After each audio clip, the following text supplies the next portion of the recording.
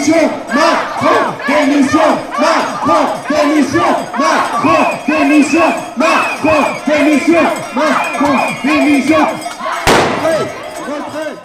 Prise, la réunion n'aura pas duré plus d'1 heure. Ce matin, l'intersyndicale a honoré son rendez-vous avec la Première ministre. À la sortie, le constat est sans appel. Vous a adressé une fin de non-recevoir et choisi de nous renvoyer dans la rue. Après cette réunion, j'en appelle à ce qu'un maximum de travailleurs et de travailleuses, de citoyens dans ce pays rejoignent les cortèges partout en France. On n'a pas avancé puisque on nous dit pour l'équilibre du régime, il faut le recul de l'âge de départ. Alors on ne sait pas combien, hein. Mais pour nous, pas de recul de l'âge de départ, pas d'allongement de la durée de cotisation. Et on a été clair sur le sujet. Nous avons choisi de mettre fin à cette réunion inutile dès lors que la Première ministre nous a indiqué qu'elle continuerait à gouverner contre le pays. Je crois que vous avez noté depuis le début une volonté de travailler ensemble avec les autres organisations syndicales. Cette volonté, c'est de s'opposer à une réforme qui pourrait être annoncée dans la semaine prochaine. Et bien, en fonction de ce qui sera annoncé, on définira ensemble et le mot d'ordre et les conditions de la mobilisation et les dates de mobilisation. J'ai entendu leur désaccord sur le relèvement de l'âge et j'ai pu leur redire ma conviction et celle de mon gouvernement de la nécessité de cette réforme. Donc là, ils ont tiré du gaz sur les manifestants, en fait, alors qu'il n'y avait rien.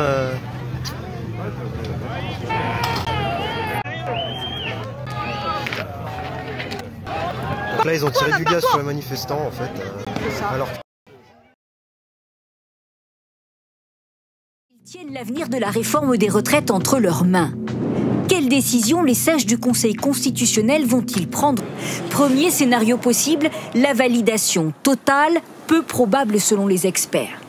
Mais si la réforme était intégralement validée, cela signifierait qu'elle est conforme à la Constitution. Le président de la République aurait alors 15 jours pour promulguer la loi. Autre option, la censure totale, c'est-à-dire un rejet intégral, c'est rare.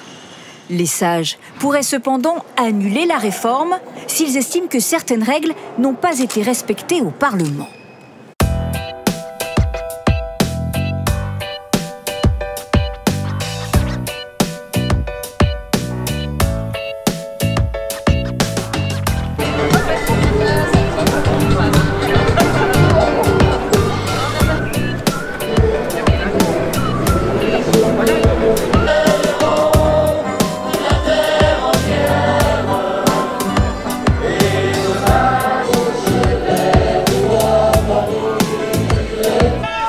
Voilà la lecture du communiqué de l'intersyndicale nationale. 3 mois durant, à l'occasion de 12 journées interprofessionnelles de grève et de manifestations et d'une multitude d'actions locales et sectorielles, des millions de travailleurs et de travailleuses, de jeunes et de retraités se sont mobilisés pour exprimer le rejet de la réforme des retraites portée par le gouvernement. Ce sont plus de 1,5 million de personnes qui se sont à nouveau mobilisées hier, malgré le début des congés scolaires et malgré le temps. C'est un nouveau signe de la crise sociale et démocratique que traverse notre pays. Il y a de l'écho, c'est bizarre. Non, mais enlève l'effet écho, là. Voilà, c'est mieux. Aujourd'hui, le Conseil 6 articles de la loi.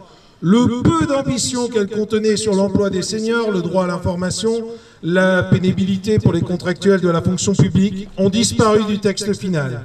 Alors qu'il était déjà injuste, le texte de loi reportant l'âge légal de ce départ en retraite est dorénavant encore plus déséquilibré. Il a également rejeté le premier projet d'initiative parlementaire visant à organiser un référendum d'initiative partagée, le RIP. Là, on peut dire où quand même. L'intersyndicale appelle à la validation du deuxième RIP, ce qui permettra de sortir de l'impasse par une consultation démocratique. Cet avis définitif sera rendu le 3 mai. C'est une situation inédite qui appelle d'autant plus à ne pas appliquer la loi.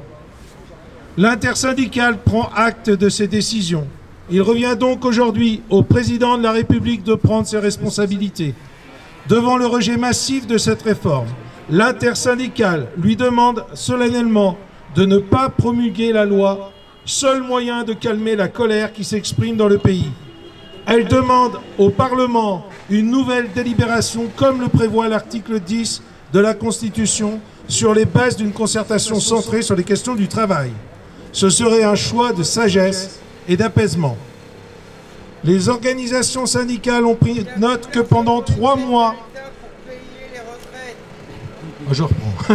Les organisations syndicales ont pris note que pendant 3 mois, le président de la République n'a pas jugé que l'état du pays nécessitait une rencontre pour trouver les voies de sortie de crise. Elles n'entreront donc pas dans un agenda politique qui nécessiterait un rendez-vous en urgence dont l'ordre du jour ne serait pas le retrait de la réforme. Attachée à un dialogue social de qualité, elle décide d'ici le 1er mai de ne pas accepter les réunions avec l'exécutif. Voilà pour le communiqué officiel.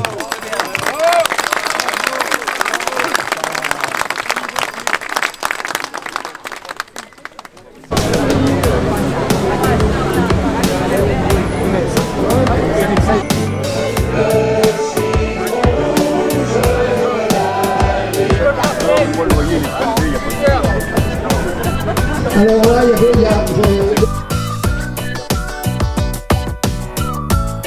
petit rappel, il a été mis en accusation pour un des plus grands scandales sanitaires, celui du sang contaminé.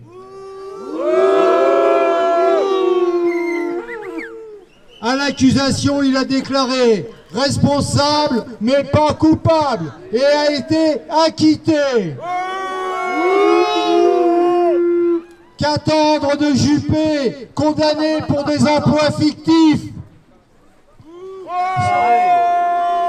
Même merde. Ce sont donc eux et 7 autres prétendus sages qui ont décidé de la légalité de cette loi qui n'a pas été votée mais imposée par un passage en force alors qu'une forte majorité du peuple français est contre. C'est ça la démocratie? Non. Et nous, serons-nous sages? Non. Nous avons défilé sagement la plupart du temps, sauf quand la police s'en est mêlée. Et nous ne sommes pas entendus mais méprisés.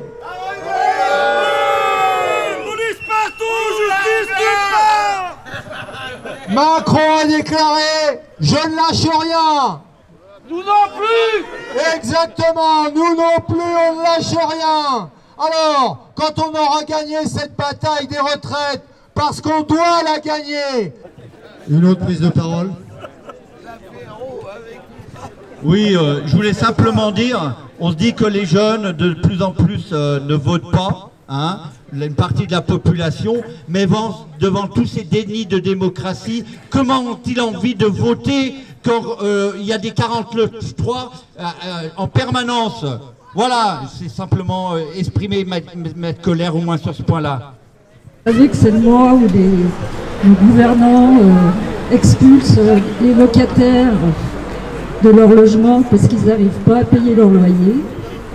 Actuellement, il y a Vincent Rolland qui a encore bien voté, qui a voté donc la loi anti-locataire. Et donc, ça fait une loi de plus donc, contre le peuple.